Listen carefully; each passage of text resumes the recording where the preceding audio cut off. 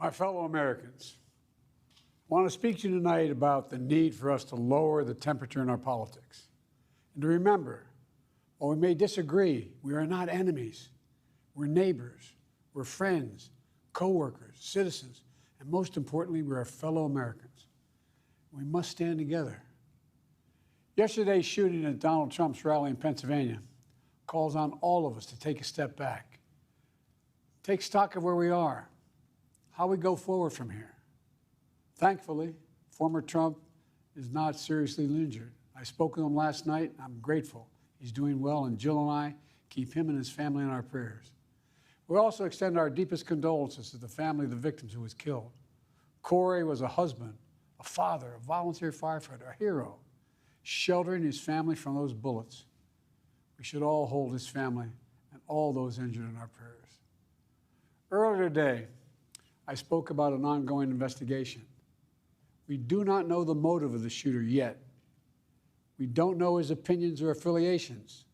We don't know whether he had help or support or if he communicated with anyone else. Law enforcement professionals, as I speak, are investigating those questions. Tonight, I want to speak to what we do know. A former president was shot, an American citizen killed, while simply exercising his freedom to support the candidate of his choosing. We cannot, we must not go down this road in America.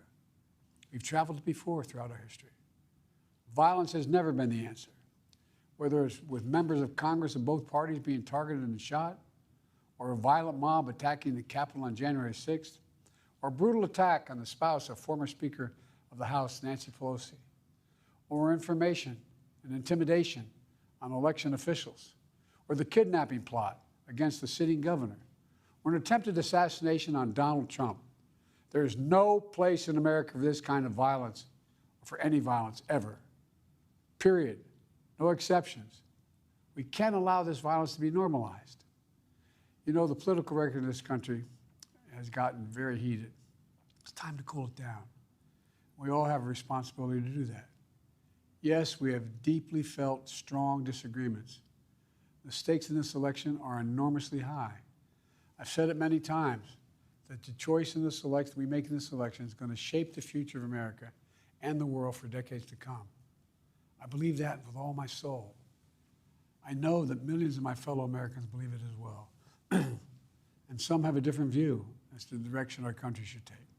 Disagreement is inevitable in American democracy. It's part of human nature. But politics must never be a literal battlefield, and God forbid, a killing field. I believe politics ought to be an arena for peaceful debate, to pursue justice, to make decisions guided by the Declaration of Independence and our Constitution. We stand for an America, not of extremism and fury, but of decency and grace. All of us now face a time of testing as the election approaches. And the higher the stakes, the more fervent the passions become.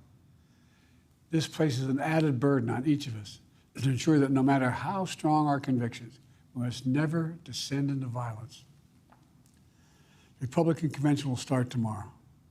I have no doubt they'll criticize my record and offer their own vision for this country. I'll be traveling this week making the case for our record and the vision, my vision of the country, our vision. I'll continue to speak out strongly for our democracy, stand up for our Constitution and the rule of law, to call for action at the ballot box, no violence on our streets. That's how democracy should work. We debate and disagree. We compare and contrast the character of the candidates, the records, the issues, the agenda, the vision for America. But in America, we resolve our differences at the battle box. You know, that's how we do it, at the battle box, not with bullets.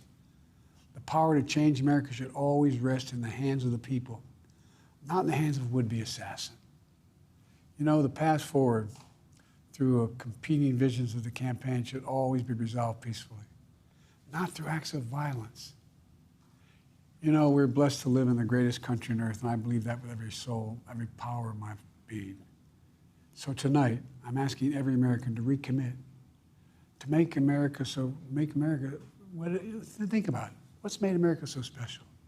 Here in America, everyone must be treated with dignity and respect, and hate must have no safe harbor. Here in America, We need to get out of our silos, where we only listen to those with whom we agree, where misinformation is rampant, where foreign actors fan the flames of our division to shape the outcomes consistent with their interests, not ours. Let's remember, here in America, while unity is the most elusive of all goals right now, nothing is more important for us now than standing together. We can do this. You know, from the beginning, our founders understood the power of passion. So they created a democracy that gave reason and balance a chance to prevail over brute force. That's the American we must be. An American democracy where arguments are made in good faith. An American democracy where the rule of law is respected. An American democracy where decency, dignity, fair play aren't just quaint notions, but living, breathing realities.